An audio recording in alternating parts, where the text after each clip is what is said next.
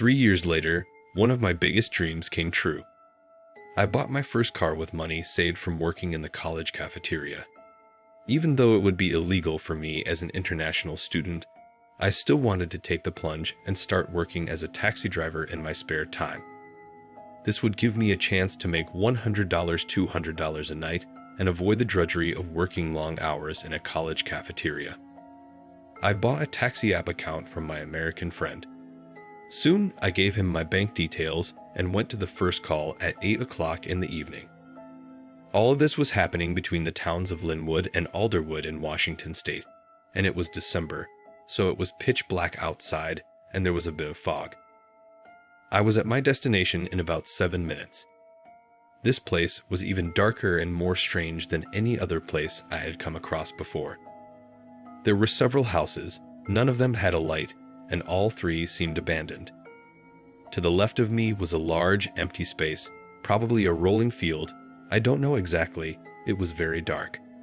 Soon, I noticed a hooded boy coming from the dark side, who was walking toward me with his hands in his jacket pockets. After a while he came, bent down at my window and knocked.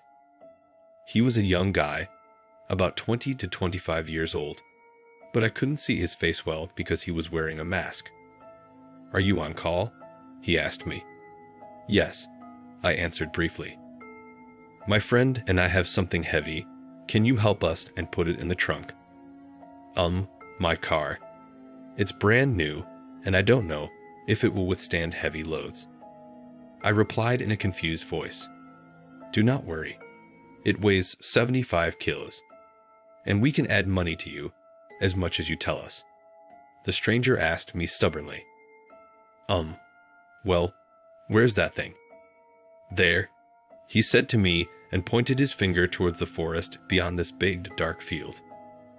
"You know what, for some reason, I don't think it's safe to go there," I answered, very scared, but I was trying to make sure that he did not notice my fear. "Just go. We are not looking for unnecessary problems either." I didn't know what to do.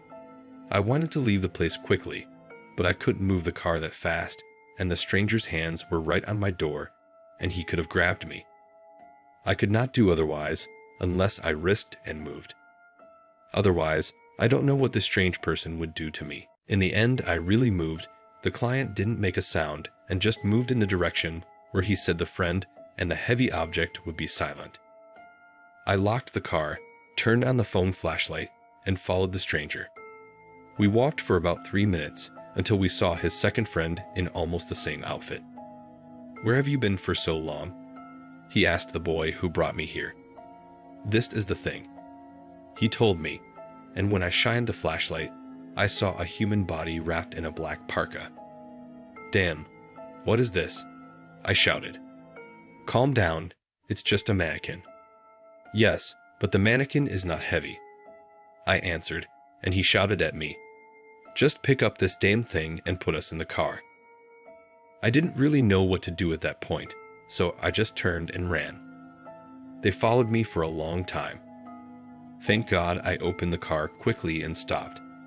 I left the place before those two maniacs approached my car. I felt the real fear when I was several kilometers away from that place and felt safe. I really wanted to call the police, but since I was working illegally, it would have created a great danger for me, so I just decided to give up on this matter and live a quiet life for myself. After that day, I never worked as a taxi driver again. I studied continuously and still worked in the cafeteria. My life went back to normal until I heard about the sudden death of the American friend who bought me the app account. He was killed in his host family's house, and his blood covered the walls of the bedroom. His body was nowhere to be found, but they definitely knew that the attackers were two. Did they do it? Did they really find my friend from the app account? Or what if they find out my real identity?